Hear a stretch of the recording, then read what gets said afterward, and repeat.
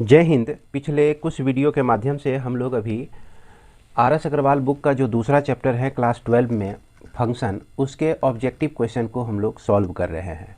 और पिछले वीडियो के माध्यम से हमने क्वेश्चन नंबर 5 तक का प्रॉब्लम सॉल्व किया था, जैसा कि आप शुरू में देखे होंगे फिगर में कि कौन सी क्वेश्चन को हम लोग सॉल्व कर रहे हैं। तो यहाँ जो आपको बोर्ड पर यह क्वेश्चन दिख रहा है, ये फंक्शन का प्रॉब्लम है और इसमें आपको चेक करना होता है कि यह आपका वन फंक्शन है, मैनी वन फंक्शन है, ऑन टू फंक्शन है या इन टू फंक्शन है। तो इसके लिए हमारा जो ये प्रॉब्लम दिया गया है, तो यहाँ पर स्पष्ट बात है कि अगर हम एक लाइन ले लें जो कि वैल्यू -1 से लेकर +1 तक होता है, और यहाँ x का वैल्यू आप अगर जो -π/2 लेते हैं, -π/2 ये x का वैल्यू लेते हैं, तो इसके लिए साइन -π/2 का वैल्यू -1 आता है, और अगर π/2 लेते हैं तो इसका वैल्यू 1 आता है।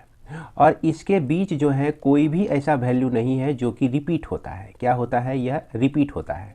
तो इतना ही देखकर हम यहाँ पर कह सकते हैं कि ये फंक्शन जो है आपका 1 है, यानी कि -π/2 से लेकर π/2 के बीच कोई भी एंगल ले लीजिए, जैसे π/4 हो गया, 30 डिग्री हो गया, 21 डिग्री हो गया, उसके बाद आपका 10 डिग्री हो गया, कोई भी एंगल आप ले लीजिए, तो ये सारे का वैल्यू एक यूनिक वैल्यू हमको इस लाइन पर मिलता है, इसीलिए यह फंक्शन आपका 1 हो जाता है।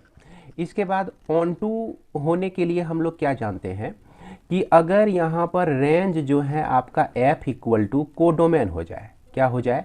कोडोमेन हो जाए, तो निश्चित रूप से रेंज जो है इसका, जैसा कि यहाँ आप देख रहे हैं कि ये हमारा क्या है? कोडोमेन है।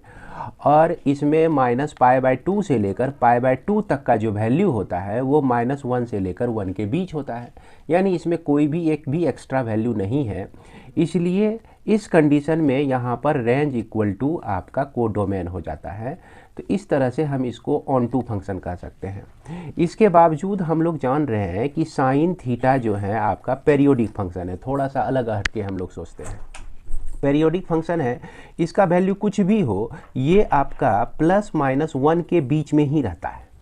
तो जब हम लोग इन्वर्स ट्रिगोनोमेट्रिक फंक्शन पढ़ रहे थे तो वहाँ समस्या आई थी कि इन्वर्स ट्रिगोनोमेट्रिक फंक्शन हम तभी कह सकते हैं जबकि फंक्शन हमारा 1 और ऑन टू हो। कैसा हो? 1 और ऑन टू हो। लेकिन अगर इसके डोमेन को रियल नंबर रखा जाए, यानी कि इससे भी नीचे का वैल्यू, -π/2 से भी नीचे का वैल्यू और π/2 के बाद का वैल्यू, सारे नंबर्स को कलेक्ट किया जाए, यानी कि रियल नंबर रखा जाए, तो इस स्थिति में क्या होता है कि बार बार ये रेंज जो है रिपीट करते रहता है। तो यह रेंज रिपीट नहीं करे, इसीलिए इसके डोमेन को चेंज किया गया। डोमेन को कहा कि -π/2 से लेकर π/2 तक ही रखिए। अब इसके बीच रखने से फ़ायदा क्या हो गया कि ये फंक्शन हमारा 1 बन गया, यानी कि इसके बीच कोई भी वैल्यू आप निकालिए साइन x का, कोई भी वैल्यू रिपीट नहीं होगा।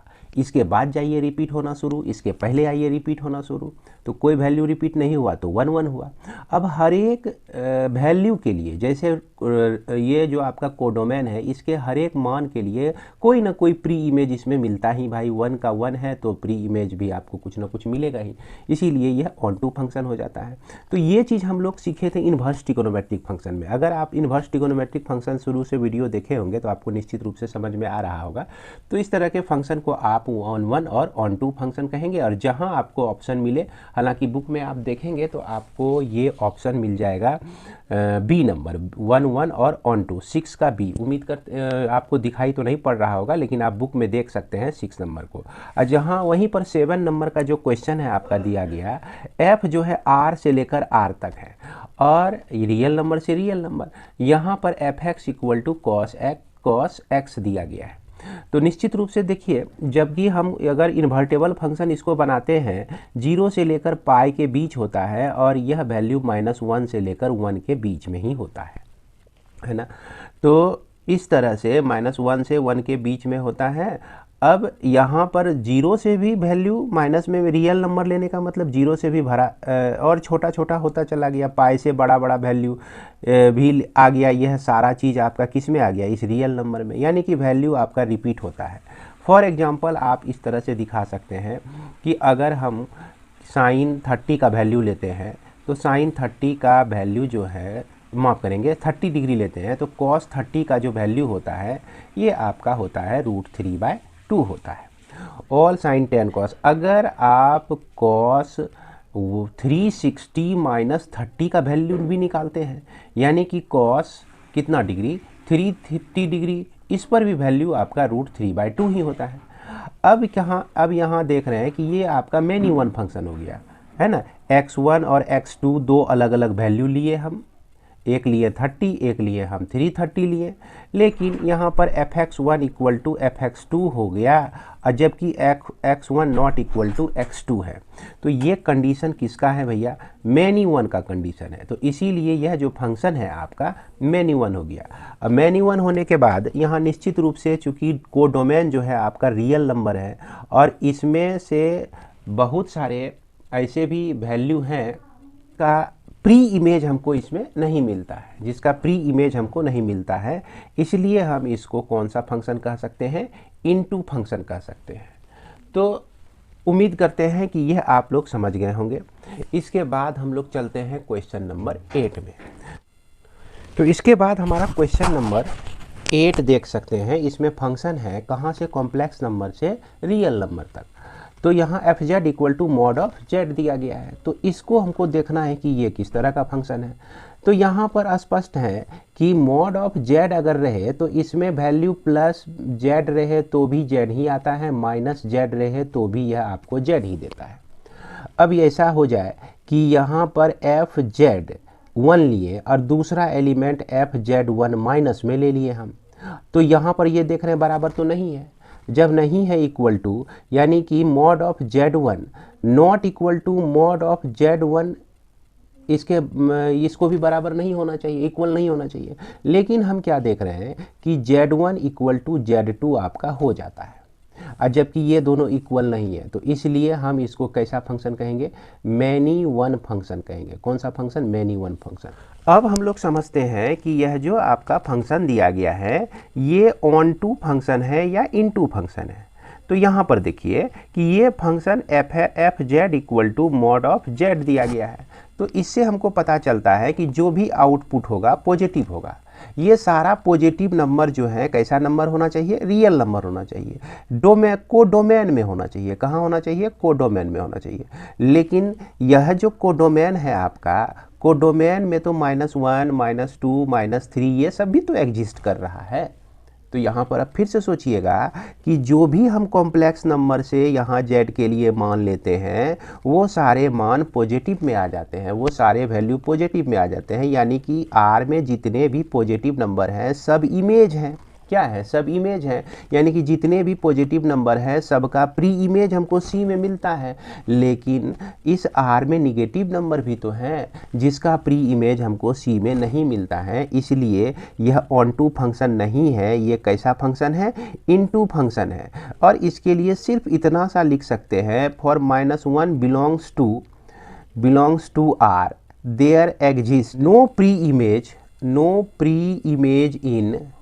इमेज इन C, यानी कि डोमेन में इसका प्री इमेज नहीं है। देयरफॉर यह जो फंक्शन हो जाएगा इनटू फंक्शन हो जाएगा। तो अब इसके बाद हम लोग क्वेश्चन नंबर 9 में चलते हैं। तो क्वेश्चन नंबर 9 में देखिए a आपका दिया गया है r-3, इसमें 3 हटा दिए, रियल नंबर पूरा लिए 3 को हटा दिए।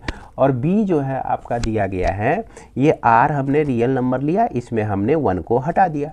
अब ये फंक्शन f a से लेकर b तक दिया गया है और ये fx आपका कहता है क्या कि x-2/x-3 है। तो इसके 1 को चेक करने का पहले हम लोग प्रयास करेंगे। यहाँ x1 और x2 दो एलिमेंट ले लेते हैं, किससे, इस a से ले लेते हैं। तो यहाँ fx1 इक्वल टू fx2 होने पर क्या आपका x1 इक्वल टू x2 आता है। तो यहाँ x1/2 x1/-3 equal to x2-2/x2-3 इस तरह से दिया गया है।